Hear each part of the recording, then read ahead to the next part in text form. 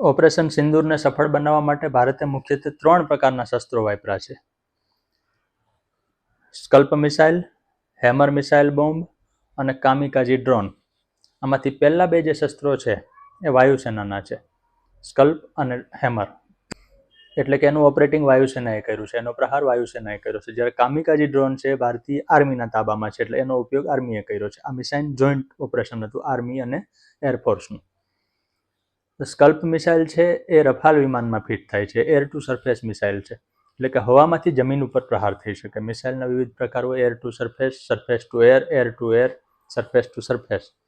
એક મિસાઇલનો પ્રકાર હોય બીજામાં ન ચાલે, એટલે આ મિસાઇલ છે હવામાંથી જમીન ઉપર પ્રહાર કરે છે. અને આતંકવાદી અડ્ડાઓ ઉડાવવા હોય ત્યારે સૌથી બેસ્ટ છે, કારણ કે તમને ટાર્ગેટ ખબર છે, તમારે ત્યાં સુધી જવાની જરૂર નથી.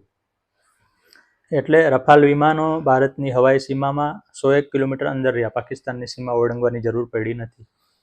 અને એણે મિસાઇલ ફાયર કરી અને તોડી પાડ્યા. મિસાઇલની રેન્જ 500 કિલોમીટર જેટલી છે, લંબાઈ 5 મીટરથી વધારે છે, 1300 કિલો વજન છે, અને એમાં 450 કિલો વોરહેડ એટલે કે બોમ્બ હોય છે. એ મિસાઇલોએ કેટલાક આતંકવાદી અડ્ડાઓ ધ્વસ્ત કર્યા.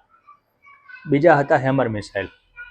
એ મિસાઇલ પણ એર ટુ સરફેસ છે, એટલે કે ફાઇટર પ્લેનમાં ફિટ થાય છે. ફાઇટર પ્લેનની નીચે મિસાઇલો ફિટ થયેલા આપણે જોતા હોઈએ શસ્ત્રો, એમાં એ ફિટ થાય છે. એની રેન્જ 70 કિલોમીટર સુધીની જ છે, પણ જે સરહદના નજીકના ટાર્ગેટ હતા એના માટે એનો ઉપયોગ થયો છે. આ મિસાઇલો મિરાજ વિમાનમાં ફિટ થાય છે. દરેક મિસાઇલ દરેક વિમાનમાં ફિટ ન થઈ શકે, એટલે એના માટે ભારતે મિરાજ વાપર્યા હતા. એ મિરાજનું મથક છે બરેલી, ઉત્તર પ્રદેશમાં, ત્યાંથી એ મિરાજ ઉડ્યા હતા. રફાલ છે અંબાલાથી ઉડ્યા હતા. હેમર મિસાઇલનું વજન 350 કિલો છે, અને એમાં 250 કિલો જેટલો વોરહેડ એટલે કે બોમ્બ કે દારૂગોળો હોય છે, જે વિસ્ફોટનું કામ કરે. ત્રીજા શસ્ત્રો વપરાણા કામિકાઝી ડ્રોન. તો કામિકાઝી જાપાની ભાષાનો શબ્દ થાય છે, જેનો અર્થ થાય આત્મઘાતી. Defence research and development organisation એટલે કે DRDOએ વિકસાવેલા આ કામિકાઝી ડ્રોનનો ઉપયોગ ભારતે આ મિશનમાં કર્યો છે, જે ઇન્ડિયન આર્મીના તાબામાં છે, એટલે કે ઇન્ડિયન આર્મી એનો ઉપયોગ કરે છે.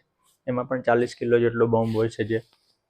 અને એ ડ્રોન એ રીતે કામ કરે કે પહેલાં ઉડતું રહે ઉપર, પછી ટાર્ગેટ શોધે, પછી ટાર્ગેટ નક્કી કરે, ટાર્ગેટ લોક કરે અને એના ઉપર તૂટી પડે. ડ્રોન પોતે વિસ્ફોટિત થઈ જાય, એટલે કે પોતે આત્મઘાતી બનીને તોડી પાડે.